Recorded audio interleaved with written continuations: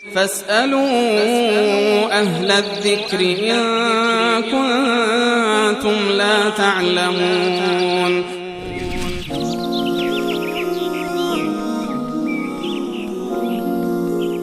بیننده عزیزی از مهاباد، چهارشماره اخیرشون 4716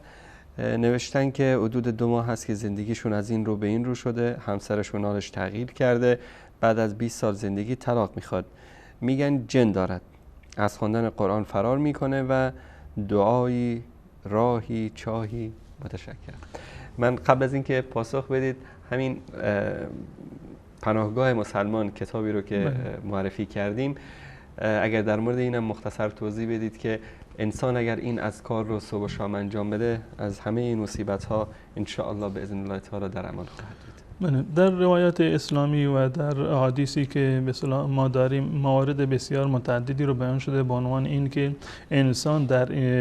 به چه صورت میتونه که در ذمه الله متعال باشه، در حفاظت الله متعال باشه. یکی از این موارد که خیلی مهم هست و عموما کسانی که مبتلا به سحر میشوند، مبتلا به جن زدگی میشوند، این مورد رو کاملا فراموش کردن و اون این است که رسول الله صلی الله علیه و سلم فرمودند هر کسی که نماز شب را با جماعت در مسجد بخواند تا صبحش در ذمه الله متعال است، یعنی در حفاظت و پاسداری الله متعال است. و هر کسی که نماز صبح را با جماعت در مسجد بخواند این در حفاظت و پاسداری الله متعال است تا مغرب. این بزرگترین تضمین هست برای ما، یعنی انجام دادن فریضه نماز در واقع یکی از بزرگترین تضمین ها و بزرگترین راهکارها و مفیدترینش برای دوری یا نجات از سحر و جادو و همچنین حتی از چشم زخم و به اصطلاح مواردی از این قبیل هست. و غیر از این دعاهای دیگری وجود داره، آیات قرآنی هست، اذکار صباح و مسا هستند که این اذکار خودشون یک نوع استغاثه هست، یک نوع در واقع